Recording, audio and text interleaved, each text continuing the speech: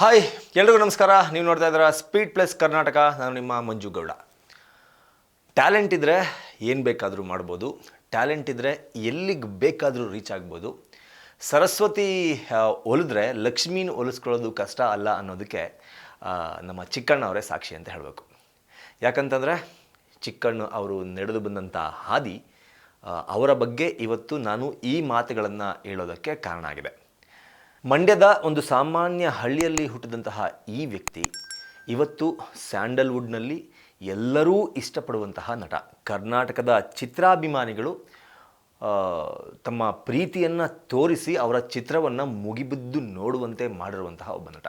ಆರಂಭದಲ್ಲಿ ಇವರ ಲೈಫ್ ಏನು ನಡ್ಕೊಂಬಂದಿತ್ತು ಇಷ್ಟೊಂದು ಈಸಿ ಆಗಿರಲಿಲ್ಲ, ಇಷ್ಟೊಂದು ಕಲರ್ಫುಲ್ ಆಗಿರಲಿಲ್ಲ, ಇಷ್ಟೊಂದು ವ್ಯವಸ್ಥಿತವಾಗಿ ಕೂಡಲಿಲ್ಲ ಅಂತಲೇ ಹೇಳಬೇಕು. ಸಾಮಾನ್ಯವಾಗಿ ಒಂದು ಬಡ ಕುಟುಂಬದಲ್ಲಿ ಹುಟ್ಟಿದಂತಹ ಚಿಕ್ಕಣ್ಣ ಅವರು ಆರಂಭದ ದಿನಗಳಲ್ಲಿ ಗಾರೆ ಕೆಲಸಗಳನ್ನು ಮಾಡಿಕೊಂಡು ತಮ್ಮ ಲೈಫನ್ನು ಲೀಡ್ ಮಾಡ್ತಿರ್ತಾರೆ, ತಮ್ಮ ಮನೆಯನ್ನು ನಡೆಸ್ತಾ ಇರ್ತಾರೆ. ಗಾರೆ ಕೆಲಸ ಮಾಡ್ಕೊಂಡಿದ್ದಂತಹ ಈ ವ್ಯಕ್ತಿಗೆ ಸಿನಿಮಾದಲ್ಲಿ ನಟಿಸೋಕೆ ಅವಕಾಶ ಸಿಗುತ್ತೆ. ಸಿನಿಮಾದಲ್ಲಿ ನಟಿಸೋಕೆ ಯಾವಾಗ ಅವಕಾಶ ಸಿಕ್ತೋ ಆವತ್ತಿಂದ ಇವತ್ತಿನವರೆಗೂ ಚಿಕ್ಕಣ್ಣ ಹಿಂತಿರುಗಿ ನೋಡಿಲ್ಲ. ಆ ರೇಂಜಿಗೆ ತಮ್ಮ ಛಾಪನ್ನು ಕನ್ನಡ ಚಿತ್ರರಂಗದಲ್ಲಿ, ಕನ್ನಡ ಚಿತ್ರರಸಿಕರ ಮನದಲ್ಲಿ ಮೂಡಿಸೋದ್ರ ಮೂಲಕ ಇವತ್ತು ಮನೆ ಮಾತಾಗಿದ್ದಾರೆ ಅಂತಲೇ ಹೇಳಬೇಕು. ಇವತ್ತ್ಯಾಕೆ ಚಿಕ್ಕಣ್ಣವರ ವಿಷಯವನ್ನು ಮಾತಾಡ್ತಿದ್ದೀನಿ ಅನ್ನೋದಕ್ಕೆ ಒಂದು ಕಾರಣ ಇದೆ.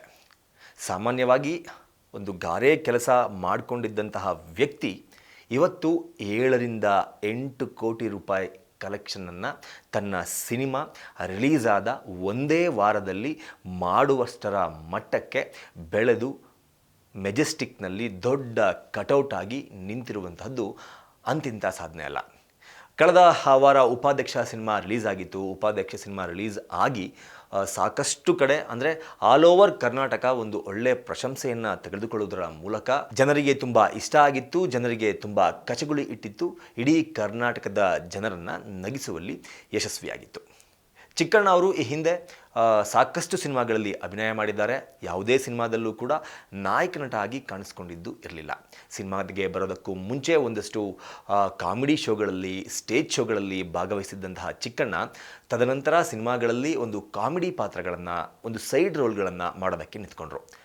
ಅಲ್ಲಿ ಆತನ ನಟನೆಯ ಚಾಕಚಕ್ಯತೆಯನ್ನು ನೋಡಿದಂತಹ ನಿರ್ದೇಶಕರು ಮುಂಬರುವ ದಿನಗಳಲ್ಲಿ ದೊಡ್ಡ ದೊಡ್ಡ ಸಿನಿಮಾಗಳಲ್ಲಿ ದೊಡ್ಡ ದೊಡ್ಡ ಸ್ಟಾರ್ ನಟರ ಜೊತೆಗೆ ನಟಿಸುವಂತಹ ಅವಕಾಶವನ್ನು ಸಹ ಮಾಡಿಕೊಟ್ರು.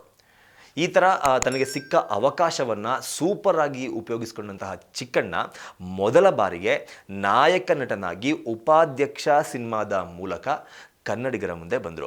ಯಾವಾಗ ಉಪಾಧ್ಯಕ್ಷ ಸಿನಿಮಾ ಮೂಲಕ ಚಿಕ್ಕಣ್ಣ ಅವರು ನಾಯಕ ನಟ ಆಗ್ತಾ ಇದ್ದಾರೆ ಅಂತ ಗೊತ್ತಾಯಿತೋ ಒಂದಷ್ಟು ಜನ ಇದರಲ್ಲೂ ಕೂಡ ಮೂಗು ಮುರಿಯುವಂತಹ ಕೆಲಸಕ್ಕೆ ಕೈ ಹಾಕಿದರು. ಚಿಕ್ಕಣ್ಣ ಹೀರೋ ಆಗಬೇಕಾ? ಈ ಹಿಂದೆ ಕಾಮಿಡಿಯನ್ಗಳು ಆಗಿದ್ದವರೆಲ್ಲ ಹೀರೋ ಆಗಿ ಏನಾಗಿದ್ದಾರೆ ಅಂತ ನೀವು ನೋಡಿದ್ರಾ? ಎಷ್ಟೋ ಜನಕ್ಕೆ ಸಕ್ಸಸ್ ಸಿಕ್ಕಿಲ್ಲ.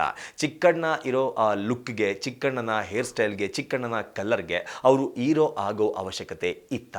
ಈ ತರಹದ ಸಾಕಷ್ಟು ಕ್ರಿಟಿಕ್ಸ್ಗಳನ್ನು ಚಿಕ್ಕಣ್ಣ ಅವರು ಫೇಸ್ ಮಾಡಿದ್ದನ್ನು ನಾವು ನೋಡಿದ್ದೀವಿ. ಸಾಕಷ್ಟು ಸಂದರ್ಶನಗಳಲ್ಲಿ ಚಿಕ್ಕಣ್ಣ ಅವರು ಕೂಡ ಈ ಮಾತನ್ನು ಹೇಳ್ಕೊಂಡಿದ್ದಾರೆ. ಆದರೆ ಯಾರು ಈ ಥರ ಎಲ್ಲ ಮಾತಾಡಿದ್ರೋ, ಯಾರು ಚಿಕ್ಕಣ್ಣನ ಏಳಿಗೆಯನ್ನು ಸಹಿಸಲಾರದೆ ಒಂದಷ್ಟು ಚಿಕ್ಕಣ್ಣ ಅವರ ಮನಸ್ಸಿಗೆ ನೋವಾಗುವ ರೀತಿ ಮಾತನಾಡಿದ್ರೋ, ಚಿಕ್ಕಣ್ಣ ಹೀರೋ ಆಗಿ ಸಕ್ಸಸ್ ಆಗೋದಕ್ಕೆ ಆಗಲ್ಲ, ಚಿಕ್ಕಣ್ಣ ದೊಡ್ಡ ದೊಡ್ಡ ಸಿನಿಮಾಗಳಲ್ಲಿ ದೊಡ್ಡ ದೊಡ್ಡ ಹೀರೋಗಳ ಜೊತೆಗೆ ಸೈಡ್ ರೋಲ್ನಲ್ಲಿ ಒಬ್ಬ ಕಾಮಿಡಿಯನ್ ಪಾತ್ರ ಮಾಡ್ಕೊಂಬಂದರೆ ಬೆಸ್ಟ್ ಅಂತ ಹೇಳಿದ್ರೋ, ಅವರಿಗೆ ಎಲ್ಲರಿಗೂ ಇವತ್ತು ಉತ್ತರ ಸಿಕ್ಕಿದೆ ಅಂತಲೇ ಹೇಳಬೇಕು. ಯಾವ ಥರ ಉತ್ತರ ಸಿಕ್ಕಿದೆಯಪ್ಪ ಅಂತ ನೋಡೋದಾದರೆ, ಕಳೆದ ವಾರ ಉಪಾಧ್ಯಕ್ಷ ಸಿನಿಮಾ ಏನು ರಿಲೀಸ್ ಆಗಿತ್ತು, ರಿಲೀಸ್ ಆಗಿ ಒಂದು ವಾರ ತನ್ನ ಯಶಸ್ವಿ ಪ್ರದರ್ಶನವನ್ನು ಮುಗಿಸಿದೆ. ಈ ಒಂದು ವಾರ ಯಶಸ್ವಿ ಪ್ರದರ್ಶನವನ್ನು ಏನು ಮುಗಿಸಿದೆ ಉಪಾಧ್ಯಕ್ಷ ಚಿತ್ರ, ಇದರಲ್ಲಿ ಕಲೆಕ್ಟ್ ಆಗಿರುವಂತಹ ಒಟ್ಟು ಮೊತ್ತ 7.59 ಕೋಟಿ ರೂಪಾಯಿ ಅಂತ ಸಿನಿಮಾದ ಮೂಲಗಳಿಂದ ಮಾಹಿತಿ ಸಿಕ್ಕಿದೆ. ಕಳೆದ ವಾರ ಬಿಡುಗಡೆ ಆದಂತಹ ಚಿಕ್ಕಣ್ಣ ಅವರ ಸಿನಿಮಾ ಒಟ್ಟು 213 ಥಿಯೇಟರ್ನಲ್ಲಿ ಇನ್ನೂ ಕೂಡ ಪ್ರದರ್ಶನವನ್ನು ಮುಂದುವರಿಸಿದೆ. ಅದರಲ್ಲಿ ಇಲ್ಲಿವರೆಗೂ ಸಹ 7116 ಶೋಗಳು ಪ್ರದರ್ಶನ ಕಂಡಿವೆ.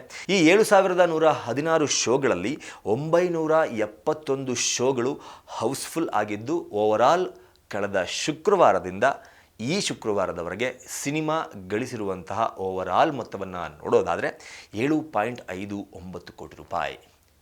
ಇದನ್ನು ನಿಜವಾಗ್ಲೂ ಸಾಧನೆ ಅಂತಲೇ ಕರಿಬೇಕು. ಚಿಕ್ಕಣ್ಣ ಅವರು ಒಂದು ಎರಡು ಮನಸ್ಸಿಂದ, ಅಂದರೆ ಒಂದು ಚಾನ್ಸ್ ನೋಡೋಣ, ಸಿನಿಮಾ ಹೀರೋ ಆಗಿ ನನ್ನ ಜನ ಇಷ್ಟಪಡ್ತಾರ, ಒಂದು ಚಾನ್ಸ್ ತಗೊಳ್ಳೋಣ, ಹೀರೋ ಆಗಿ ನೋಡೋಣ, ಜನರಿಗೆ ಇಷ್ಟ ಆಗ್ಬೋದು ಅಂತ ಈ ಥರ ಸಾಕಷ್ಟು ಗೊಂದಲಗಳ ನಡುವೆನೇ ಉಪಾಧ್ಯಕ್ಷ ಸಿನಿಮಾದಲ್ಲಿ ನಾಯಕ ನಟ ಆಗಿ ಅಭಿನಯಿಸಿದರು. ಯಾವಾಗ ಒಂದೊಂದೇ ಲುಕ್ಗಳು ರಿಲೀಸ್ ಆಗೋದಕ್ಕೆ ಸ್ಟಾರ್ಟ್ ಆಯಿತೋ, ಯಾವಾಗ ಒಂದೊಂದೇ ಸಾಂಗ್ ರಿಲೀಸ್ ಆಗೋದಕ್ಕೆ ಸ್ಟಾರ್ಟ್ ಆಯಿತೋ, ಯಾವಾಗ ಟ್ರೇಲರ್ ರಿಲೀಸ್ ಆಯಿತೋ, ಯಾವಾಗ ಸಿನಿಮಾ ರಿಲೀಸ್ ಆಯಿತೋ, ಇದನ್ನೆಲ್ಲ ನೋಡಿದಂತಹ ಅಭಿಮಾನಿಗಳು ಚಿಕ್ಕಣ್ಣ ಅವರಿಗೆ ಜೈ ಅಂದಿದ್ದಾರೆ ಅಂತಲೇ ಹೇಳಬೇಕು. ಉಪಾಧ್ಯಕ್ಷ ಸಿನಿಮಾಗೆ ಜೈ ಅಂದಿದ್ದಾರೆ ಅಂತಲೇ ಹೇಳಬೇಕು. ಅದರ ಪ್ರತಿಫಲ ಒಂದು ವಾರದಲ್ಲಿ ಸಿನಿಮಾ ಗಳಿಸಿರುವ ಒಟ್ಟು ಮೊತ್ತ 7 ಕೋಟಿಗೂ ಅಧಿಕ.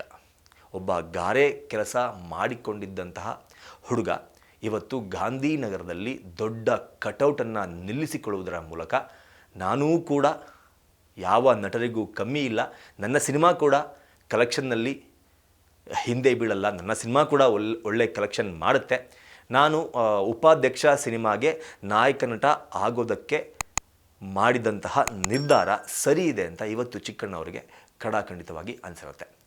ಇದು ಚಿಕ್ಕಣ್ಣ ಅವರ ಸಕ್ಸಸ್ಫುಲ್ ಸ್ಟೋರಿ. ಗಾರೆ ಕೆಲಸದಿಂದ ಹಿಡಿದು ಮೆಜೆಸ್ಟಿಕ್ನಲ್ಲಿ ಕಟೌಟ್ ಆಗುವವರೆಗೂ ಚಿಕ್ಕಣ್ಣ ಅವರು ನಡೆದು ಬಂದಂತಹ ಹಾದಿ ಅದ್ಭುತ ಅಂತ ಹೇಳ್ತಾ, ಮುಂದಿನ ದಿನಗಳಲ್ಲಿ ಇನ್ನೂ ಒಳ್ಳೆ ಸಿನಿಮಾಗಳನ್ನು ಚಿಕ್ಕಣ್ಣ ಅವರು ಮಾಡಲಿ ಅಂತ ಹೇಳ್ತಾ ಈ ವಿಡಿಯೋನ ಮುಗಿಸ್ತಾ ಇದ್ದೀನಿ. ನಮಸ್ಕಾರ. Beat plus Karnataka.